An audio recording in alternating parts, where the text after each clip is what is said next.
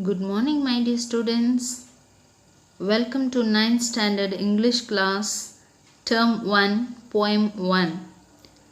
Stopping by Woods on a Snowy Evening by Robert Frost. About the poet. Robert Frost was an American poet noted for his realistic descriptions of rural life. Born on 26th March 1874, Frost became a poetic force and the unofficial poet laureate of the United States. Some of his famous works are The Road Not Taken, West Running Brook, Mending Wall, and After Apple Picking, etc. Let me read the poem first. Whose woods these are, I think I know. His house is in the village, though. He will not see me stopping here to watch his woods fill up with snow. My little horse must think it queer to stop without a farmhouse near. Between the woods and frozen lake, the darkest evening of the year. He gives his harness bells a shake to ask if there is some mistake. The only other sounds the sweep of easy wind and downy flake.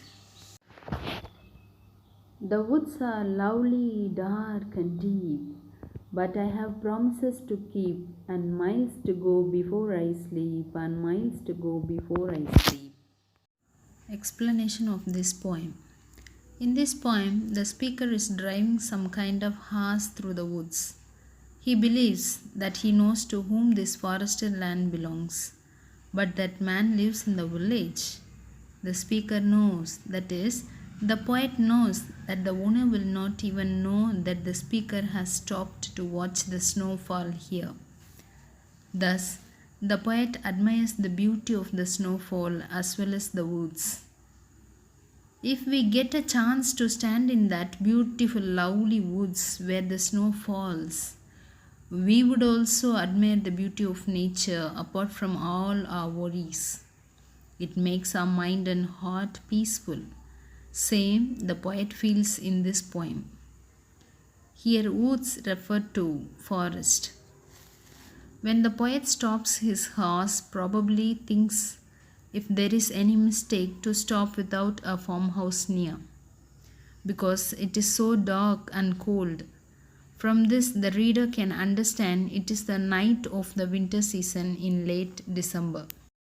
The horse shakes its harness, jingling its bells, as if to ask if the driver has made some kind of mistake.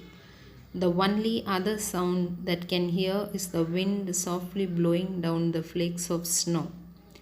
In the end, the poet seems to express a strong desire to stay in the dark and silent forest. But he evidently feels compelled to keep moving because he has some kind of promise that he needs to keep moving, or if he is expected to reach a certain place tonight.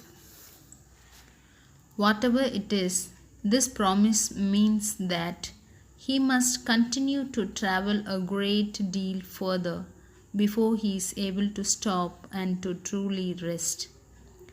The fact that the speaker repeats this final idea is that he has a long way to go before he can sleep, seems to indicate a good deal of regret to leave the woods. Let us recall this poem. In this poem, the poet is driving some kind of horse through the woods. The poet admires the beauty of the snowfall as well as the woods. The poet stops his horse. The horse probably thinks if there is any mistake to stop without a farmhouse near. In the end, the poet seems to express a strong desire to stay in the dark and silent forest. But he must continue to travel a great deal further before he is able to stop and to truly rest. From this poem, you can understand, my dear students, that nature has its own beauty. Admire and preserve it for our future generation. Thank you.